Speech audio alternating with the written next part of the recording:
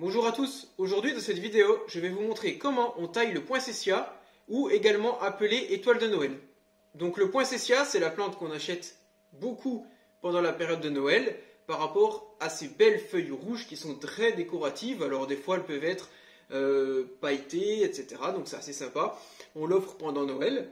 Et arrivé une fois le mois de janvier, fin janvier, généralement, le poinsettia commence à perdre ses feuilles.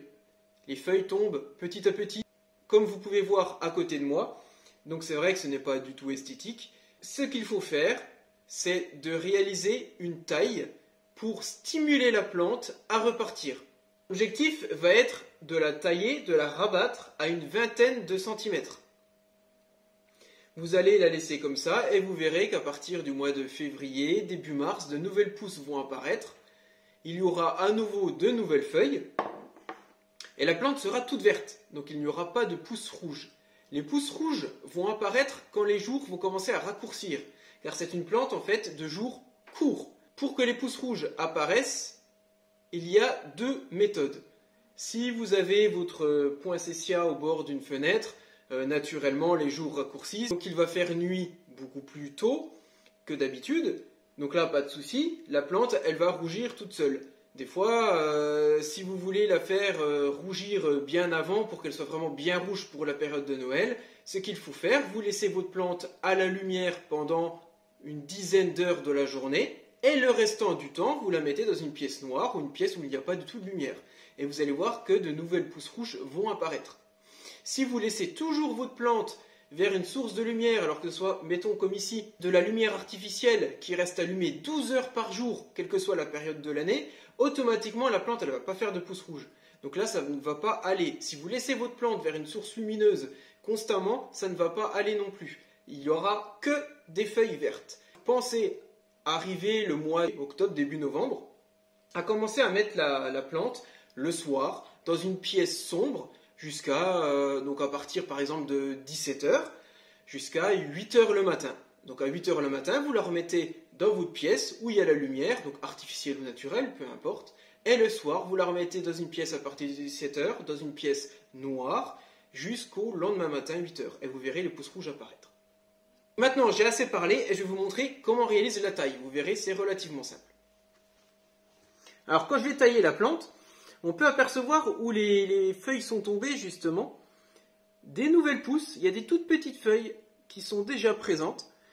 Et en la rabaissant, donc ça va faire le même principe que pincer les végétaux, la sève va s'arrêter et ça va permettre de stimuler les bourgeons sur les côtés. C'est pour ça en fait en la taillant que ça la booste et ça va lui permettre de repartir, de reprendre une bonne vigueur.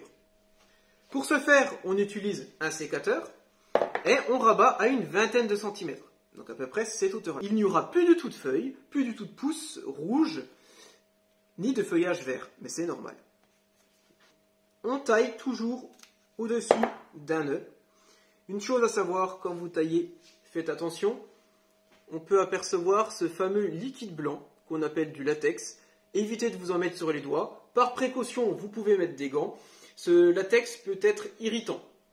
Et surtout, il est toxique. Donc si vous le touchez et que vous mettez les mains dans la bouche, donc faites bien attention, soit des gants et évitez de le toucher.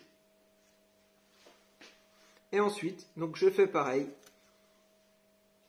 Je coupe à peu près 1 cm en haut d'un œil. Je coupe de façon à équilibrer à peu près la hauteur de branche, que ce soit identique un peu partout.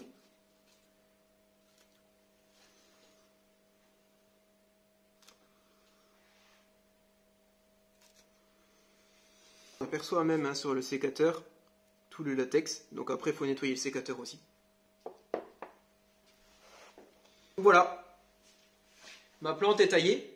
Effectivement, ça ressemble à rien, mais d'ici quelques jours, les pousses vont commencer à se développer. Je vous montrerai l'évolution dans une prochaine vidéo, d'ici quelques mois, le temps que le poinsettia se développe. Je vous ferai une première vidéo quand les feuilles seront toutes vertes, et je pense refaire une autre vidéo quand les pousses commenceront à rougir.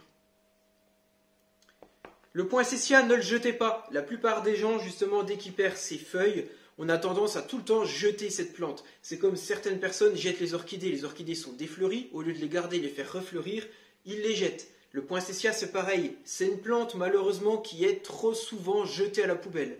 Conservez-la.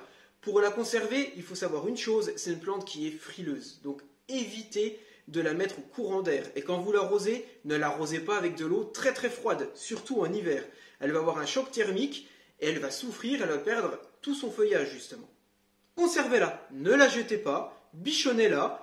Une fois que toutes les feuilles commencent à tomber, rabattez-la, taillez-la comme je viens de vous montrer, et vous verrez qu'elle repartira pour l'année prochaine. Voilà, j'espère que cette vidéo vous sera utile et je vous souhaite une bonne journée à tous. Au revoir.